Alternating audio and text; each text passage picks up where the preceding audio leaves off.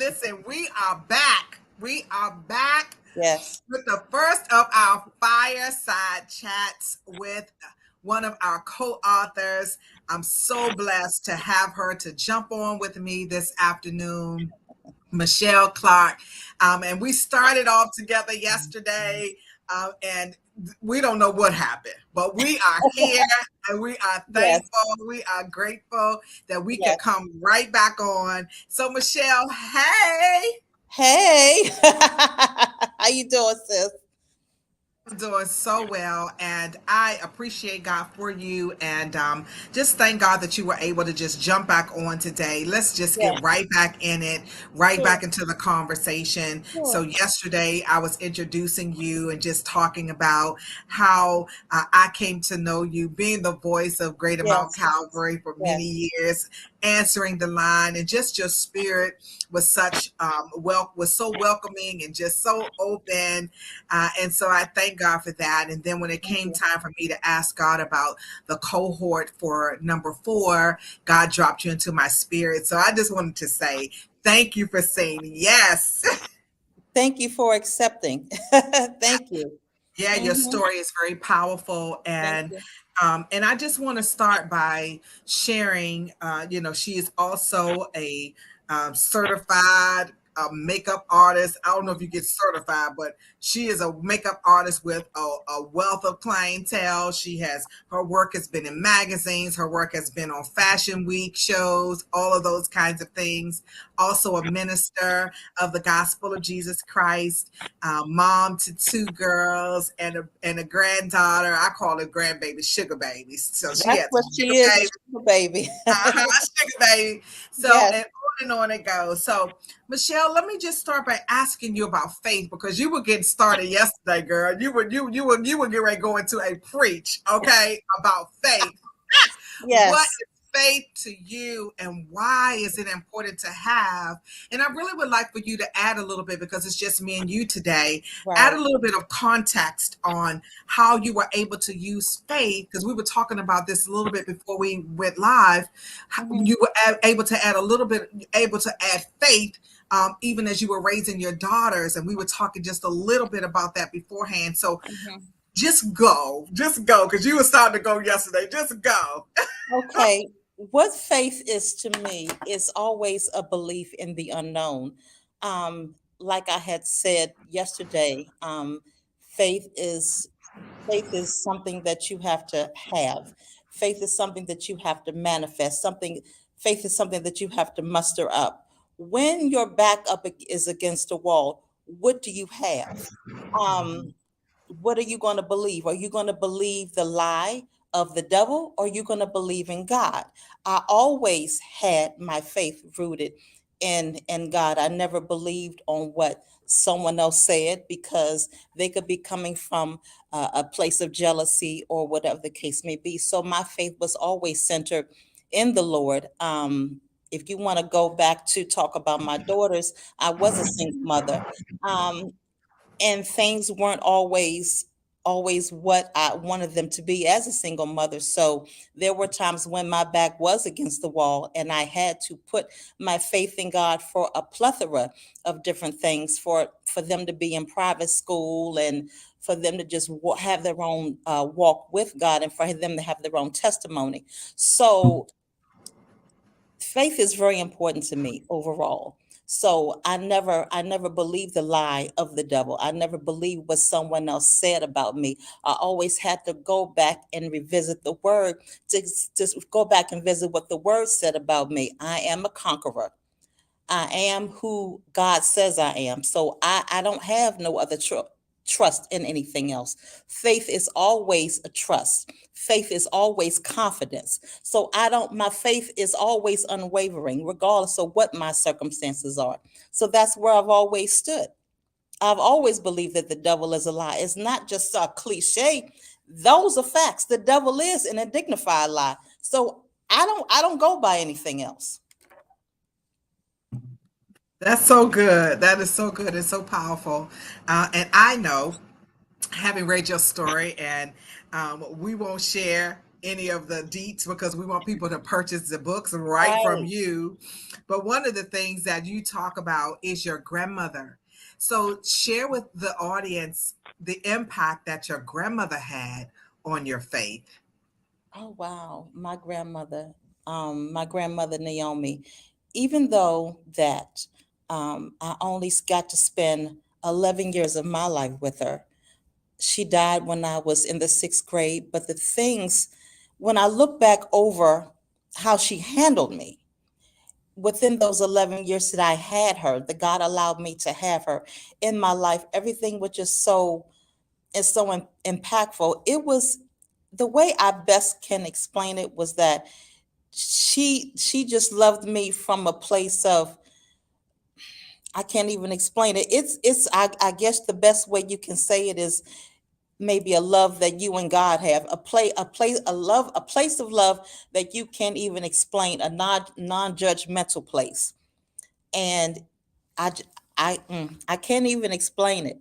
But yeah, my grandmother really really loved me, and I'm not going to say that she favored me, because I'm not sure who could be watching, family members could be watching, but I really felt like my grandmother favored me. I really did. But she was just really special towards me, really special. I really can't explain what the way she loved me. I really can't explain it. I really can't. But she was, but she was special. I Yeah, no, I understand. I totally Yeah. understand. I had that kind of relationship with my own grandmother as well. Yes. And now having a grandchild, I understand. I have two grandchildren, Right. but I spend more time with my grandson Hmm. because my granddaughter, this is my bonus daughter's daughter. Right. Um, but having them and having my grandson, I realize and understand now that relationship with my Exactly. grandmother. Yeah, Exactly. yeah, and it is very, very special. It's something different about it, and you're right. Yes. It's hard to put into words. Yes. And I like the fact that you caught yourself, saying, "Well, I won't say I was her favorite," but isn't that the power and the love of a grandmother to make each one feel like that? Exactly, exactly. And now that I'm expecting grandbaby number two, I'm like, okay. And I'm really anxious about grandbaby number two. But I'm like, but Harley, she's the first one. But at the same time, I got another one coming. And I'm Yeah, excited about number two. I just got so yeah. much love to give. I can't wait. Exactly. And that is the thing, Yes, and I think really understanding, having faith in God, and God thought about it all. He thought yes, about family. He thought about what that would look like when you talk about generations and yes. legacy. Hmm. And so let me ask you this, when you think about faith, what kind of legacy do you think is important for one to leave as it relates to their faith in God? Always having faith in God. Mhm. That's what you have to leave with your children. Having faith in God, regardless of what the circumstances are. Because I'll go back to my mom for a minute, because my Mhm. mom passed years ago. And what I was coming to grips with as Mhm. she was exiting out. Um, I never cursed God, and I always put my faith in my mother's healing. So, regardless of what she was looking like, going through her transition, going through her chemo, going through all of what she went through, my faith never wavered. It never wavered, not one bit. And even at the very end, I knew that God had the final say so, and God knew what was best for me and for her. So, regardless of what it looks like, we don't always agree, maybe, with how God works it out. And we don't know how or why He works it out the way He does. But the faith in knowing that He's doing it for our best in the long run, that's what you have to focus on. He has Yeah. the final say so, and He knows what's best. And He knows our final outcome. That's so good. And you really have to build up to that kind of faith. And so if someone is listening, Mhm. what would you tell them if they are wavering, Mhm. to get to the place where your total and complete trust is in our mighty God? Because everybody doesn't have that. Right. And I believe that you have to build up to that. And I think that building faith comes from what I like to call your faith files and your holy highlights of Mhm. what God has done for Mhm. you. And so each time you have a trial and you overcome, your faith is built up more. My Mhm. home pastor says it like this, and I love that. It's like having your muscles. When you build muscle, ironically, you have to tear them down to Yes. build them Get back them back up, up. Exactly. right? So, what would you say to, someone who's listening, like, gosh, I would like to have that kind of faith, but, I don't. How do I get there? Well, with all things, you have to start from somewhere. Like you said, before, like you just said, when you're working out, everybody wants a six pack, but you have a fupa. You have to start from somewhere. You have a squat, but you want a six pack. So where do we start? We have to start with cardio. You gotta start somewhere, right? We gotta pray. Right. We gotta fast. So Mhm. you have to have a foundation. You have to pray. And you have to keep praying till you see results. That's it. You have to keep praying until you see results. You have to keep exercising until you see results. Exercise your faith until you see results. That's it. Yeah, that's so good. That is Regardless of so what you good. see, Now, I'm gonna be regardless of what laughing the about devil that. throws at you, exercise your faith, Uh-huh. exercise until you see your fupa going zero. Yes. Right, exactly, exactly. I love that. Now, I want to turn our attention to your story, Yes. and of course, like we said, we aren't sharing any deets. You have to get the book from each of the co-authors. Yes. And somebody said, "LOL," not the football. I tell the truth. If they're logging on to see me, y'all know I tell the truth. It's the fupa. We got to Right. exercise. Oh man, that is too funny. Okay. Somebody said do some spiritual sit-ups. Okay. Yes, exactly. That's good. Yeah. So, um, how will your story impact the reader? Okay. I will say this. And like you said, you don't want to give the whole story away, but I will say this. Too much of what goes on in Black families in terms of possible abuse. What goes on in this house stays in this house. If that is not an indignified lie from the pit of hell, I don't know what is.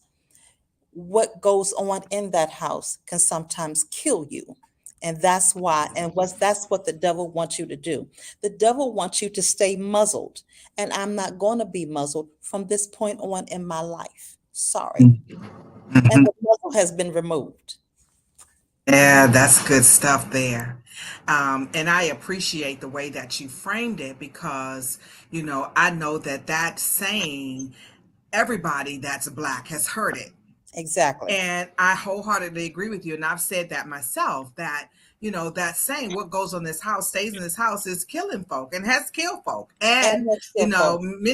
many people have gone to the grave with Holding stuff. their stuff that has happened. Exactly. And I appreciate you sharing and just saying that.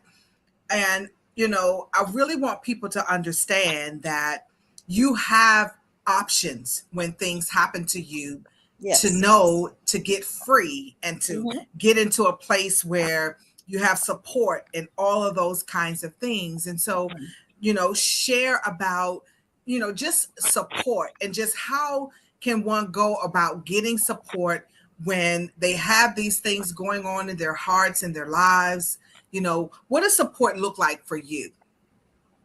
Going, if you can, and if you have someone that is trusted, a trusted individual, a trusted family member that you can share with, and possibly go, if you need to go live with. If you feeling that scared, that frightened, You have to talk to somebody. Talk to somebody until somebody can do something, whether it's a family member, whether or not it's a minister. Talk to somebody until somebody can do something for you, so you're either have an outlet to talk or you have somewhere else to go. Good. Yeah, and somebody put in God sends us help. That is true. But sometimes when God sends help, we don't recognize it as help. I That is true. appreciate those different stories and those things that people have kind of made up their parables, if you will. Mm-hmm. Like the one story about God, the guy was stranded and God sent a helicopter, God sent a boat, and all these different things, Yes. and everything he had an excuse, for Mm-hmm. not engaging with it or not utilizing it. Exactly. So sometimes God sends us help, but we don't recognize it until after the fact. And so Right. that is good. But we can't always just tell people, God sends help. It's one of those kinds of things, and we've got to um, be able to talk to people that are in our space if we Right. can, If we you can. know if we can. And what I'm thinking about, not necessarily somebody who is grown, but perhaps someone who is, a young adult, underage, Mm-hmm. having some kinds of problems at home. That's the person that I'm thinking about. Right. So I really appreciate you sharing. Talk to somebody until you can get somebody to take note of what you're saying. So that's really, really Exactly. good. Somebody put, Chaplain Paulette says therapy and Jesus equals a winning combination. That's true. Mm-hmm. My saying is counseling plus Jesus equals you can't go wrong. But there are Yeah. some And I've people. always said you have to have a Bible in one hand and the therapist sitting on the other side. Absolutely. But even in that, in our community, and I know we have people who may watch from different communities, different ethnicities, because we are on the World Wide Web. But Mm-hmm. even in that, that was a stigma and still is to It some is still a degree stigma. in our community, Mm-hmm. to go to counseling and to go to therapy. Only recently have people been more open talking about mental health issues and those kinds of things. So yeah, counseling is good, but what do you do if you have people around you saying, we don't need counseling, just pray, right? And I'm a woman of prayer, Mm-hmm. absolutely. But there are things that have happened in our lives where we need more help and more assistance. Exactly. So, I think it's important for us to talk about therapy, to talk about counseling, Right. to make it okay for people to go see about their mental well-being. Do you agree Exactly. with that? I agree totally. I Yeah, agree.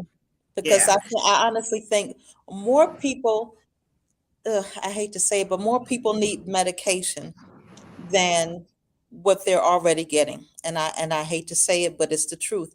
More people are in denial about being medicated from a mental standpoint than what they're admitting to themselves. You can pray, but you can pray and take your pill. Absolutely, absolutely, Yeah. absolutely, Pray and honey. take That your that that's a book title right there. pill. You can pray and take your pill. That is a Yes. book title, Mm-hmm. because and this has been a part of my ministry for a long time, giving women permission to go and see about themselves. Yes. I have encouraged women, several women, to go to therapy because, it's one of those kinds of things where you keep trying to get over this hurdle, but Right. something is there, something is blocking you, and Yes. you can't seem to put your finger on it. And I'm like, no, baby, you need some therapy. You need somebody to help you to process that blockage or whatever it is that's causing you pause in your life, that's causing you not to excel, or the thing that causes you to sabotage yourself when you have success. Yes. So tell me your thought about that, when you've had the opportunity to talk with people, Hmm. and you're like, no, you need to do something different. Share how you go about having that kind of conversation. You have to approach it as gently as possible because some people, in my opinion, still aren't open to getting therapy, going to a therapist, seeing a psychiatrist. They're not open to that. So you have really have to approach it very gently and very prayerfully. Yeah, Um, that's I yeah, agree with that. yeah, I very agree with gently. that. I agree with that. And But I then think, also, then if push come to shove, just as a friend, as a loved one, if you still feeling difficulties about going to therapy, I'll go with you. I'll sit with you, and I'll be in prayer for you throughout the whole thing. I'll sit with you during your session. That could open the door for them to feel a little bit more comfortable with going to see that therapist that they really need to see. yeah, that's good. And one of the other things too that I've heard, and tell me if you've heard this too, when people do start and they're like, well, I wasn't really feeling that counselor, so I didn't go back. That seems like something that people use as an excuse more times Mhm. than not. Right. What about that? Have you heard people come and tell you I that? honestly have heard that. That is so crazy. I'm like, well, what weren't you feeling? Hmm. Did the therapist at the initial consultation, that the therapist step on your toes? Was that person making you be a little bit more accountable to your mess, as opposed to constantly acknowledging somebody else's mess? Because it's a two-way street. Yeah, If you're yeah. looking to be, if you're looking to get whole, we have to come to a realization that you have to recognize the part you played in it. Yeah, yeah, and that is for grown adults. Children. We're not talking about Exactly. children here, That's something different but with grown. babies. That's different. But Right. adults, yeah. So in some cases with adults, we have to recognize the part we played in certain circumstances. Exactly, exactly. And I see people chiming in saying, yeah, that happened to me. I found a new one. Yep. And that's what I always recommend. Like, you've got to find somebody. You've got to be just as adamant and diligent and vigilant about your mental well being as you Mhm. are your physical well being. Exactly. If you go to a doctor and you don't like something about them or whatever Right. have you, you have to go and You have to find switch another. doctors. Right, exactly. And it's the same thing for our mental health that, Mhm. and I always tell people don't stop there. Find one that Find you something that vibe with. fits. Yes, Find one yes. that fits. Exactly, exactly. And so that's one of the things too that's so very important. Number one, to give yourself permission. And I think, and I've said this over Facebook Live and some other places, I keep my therapist on speed dial because there are just things in our lives that we need assistance with. We need somebody to help us. I'm starting to hear feedback now. So maybe I'm getting too loud, right? So let me slow myself down. So That's let okay. me ask you the question: Uh-huh. why did you feel you had to share your story now, this particular story? Why not now? Hmm. Why not now? Because I know that I am not the only person that has gone through things within the confines of family and didn't feel comfortable with talking about it. So I didn't want to no longer hold on to something. I knew it wasn't going to kill me, but I knew that with that, my particular story would definitely help someone else that has gone through something similar. Why hold on to it? Talk about it. Allow your life and how you got through it, allow that to be a blessing to someone else, and remind them that with the help of the Lord, you can get through it as well. That's good. And, God is just really blessing. And He's just scratching the surface on how He's going to use your story and the stories of the other co authors all across this land to be a blessing to other people. And Amen. so, my last question to you, Mhm. how did your writing journey im- impact your faith? Oh God, I was the devil was fighting me tooth and nail, Nicole. You have no idea. If things were going on time wise at the job, either I was working like a Hebrew slave, I was coming home too exhausted to write. It was a lot. It was a lot. It was a lot. That's all I can say. But to God be the glory. I got through it. I got through it. And now that I have gotten through it, I know how to manage my time better as it relates to possibly writing an ebook later on and some other things that I wanted to do. Yeah. Yeah, that's going to be so awesome. Hmm. Because everybody that I work with, that God sends to me, drops in my spirit. I already know that they have so much more in them. They have Yes. so much more content to offer, so much more of their blessed life to share with Hmm. others. So I'm really excited about that, and I want to encourage you, to begin to work on that ebook and get it out because, of Hmm. course, you know me. Everybody that works with me knows that I am a woman that talks about multiple streams of income. That is I'm another still stream of fine with income. multiple. Exactly, with the ebook. And so we are thankful and we are so grateful. I am happy to have had this time to have this fireside chat with you Hmm. and excited for you as it relates to this book and the tremendous blessing it's going to be to others. So I want to just give you the floor if you have something that you want to share with the audience, Hmm. how they can contact you, or just what's in your heart from God as it relates to this time that we find ourselves Hmm. in, people sharing their stories, getting free, Hmm. whatever it is that they are wanting to do. But I just want you to share what's on your heart. If you want to purchase the book, you can always inbox, DM me on Facebook or contact me through Instagram. As it relates to faith, always, always, always, always, always stay in much prayer. That's all I can leave you with. Always stay in much prayer. Always keep the Lord before you. Allow him to govern and order your footsteps in everything that you do. And do not do anything without the consultation of the Holy Spirit. That's it. That's good, short and sweet. And that really is Bible. That's Bible.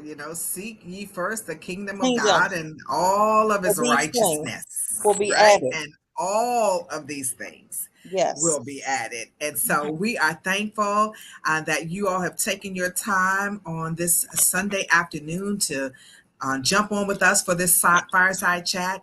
And stay tuned because we're going to be doing more. We're going to take our show on the road, if you will. We're going to be doing these over on Instagram. We're going to go on to LinkedIn. Listen, we are just going to go on the road with this because we are talking about faith, talking Yes. about our God, and Yes. talking about how God can do just what He has done for all of Yes. us uh, Yes. if you will allow Him. So, with that, and to that end, we are thankful this afternoon and this evening, wherever you are in the world. Thank Amen. you for joining us today. God bless you. God bless everyone.